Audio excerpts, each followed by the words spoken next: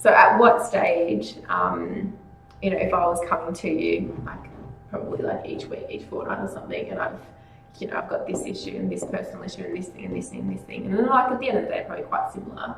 Like at what point do you just go, look, Peter, it's just not equipped for this role because it's affecting my work? Shit. Like, is there ever a point? Yeah, I guess that's my weakness, really. One of the few. What specifically is that weakness? Well, my weakness is that I find it very difficult to let people go because I always feel like I can make them better.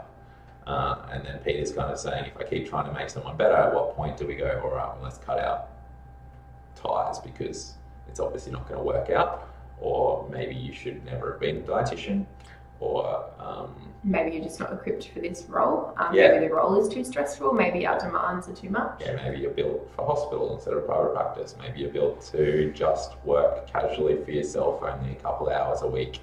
But ultimately, it comes down to what they signed up for and then comparing them against that. But at the same time, given that we generally provide a loose kind of management structure and less formalised in terms of KPIs and meeting them, it makes it a little bit more difficult. So it could be a weakness of our organisation, but at the same time, I think it's a strength for other aspects. But yeah, so at what point? God, the amount of chances that we give. I guess previously we've given a few chances, seen things start dropping off, not doing what we're saying, or giving it asking for advice and not taking it. And then we have a hard talk around, look, if this doesn't improve, then we may have to finish things up and give them a time point. And previously it's usually worked quite well and they spark up, which has been cool. But then sometimes then they revert again. Case by case basis, really friggin' difficult. And there's no at this point, it's just gut. I guess there's a lot of where we hire, even though... I guess we know as well and we can kind of feel it coming. And generally, to save the grace, we often don't have to do that because those people might have already identified it and then taken strategies to either gradually remove themselves from their position, or something happens and they just go, nah, look, that's it, I'm moving on. So, I guess it's never something that we've done. And there's lots of things that we would try and suggest strategies, recommendations, etc., to try and improve you. Because at the end of the day, he's the owner. He has expectations. He's allowed to. He runs a business, so he runs it the way he wants to run it. And so therefore, if you don't come to the party, if it's too much for you, cool, that's sweet, that's fine. Sometimes you're just not built. Other times it just, just haven't found your spot and, your niche and just need to kind of keep boosting until we get that. But, everyone that we hire because we see potential. Yeah.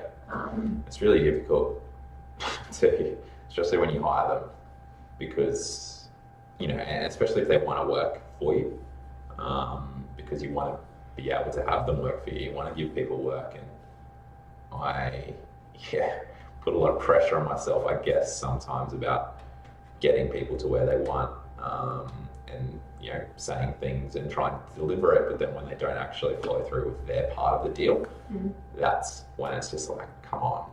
But that pressure can be hard. I know it's hard. I've been here, so and it does come in waves. So there's always going to be personal shit that gets in the way. But I know sometimes our ambitions are somewhat clouded by life that happens. But as long as we can see gradual improvement, and you're not kind of dropping below all the time. But like I said, sometimes you just need to acknowledge it's just too much, too hard, and this is what you can handle and deal with at this point, and that's also okay because we just prefer for you to say it front up than kind of pretend or, do it, but you're not coping doing it either, or the work's compromised or whatever. So definitely a hard situation, but I thought it's just an interesting question because I think about it all the time. Always think about those things. For yourself or for me? I don't need to think for you. You do enough of it. Then just in general, across all things, all people. Hai Banti,